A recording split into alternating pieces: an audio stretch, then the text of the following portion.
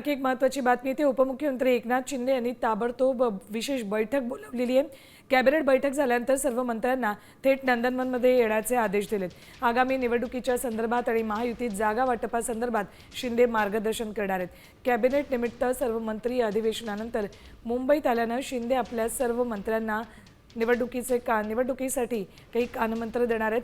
त्यामुळेच कॅबिनेट बैठकीनंतर तातडीनं नंदनवन इथे त्यांनी बैठक बोलावली आहे।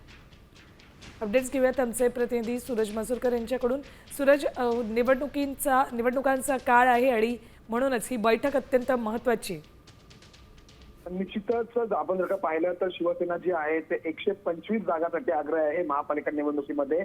कारण आम्हाला मागच्या 2017 सालाप्रमाणे आम्हाला निश्चितप्रमाणे 125 जागा पाहिजेत ही मागणी जी आहे ती प्रमुख आहे। आणि त्यानंतर आज कॅबिनेट बैठक आहे। या कॅबिनेट बैठकीसाठी सर्व मंत्री जे आहेत ते मुंबईत आलेले आहेत आणि या बैठकीनंतर सर्व मंत्र्यांना जे आहे ते नंदनवन या ठिकाणी येण्याचे आदेश उपमुख्यमंत्री एकनाथ शिंदे यांनी दिलेले आहेत। या सर्व बैठकीमध्ये आगामी निवडणुकीच्या संदर्भात आणि महायुतीमध्ये मुख्य म्हणजे जागा वाटपासंदर्भात शिंदे जे आहेत ते मार्गदर्शन करणार आहेत।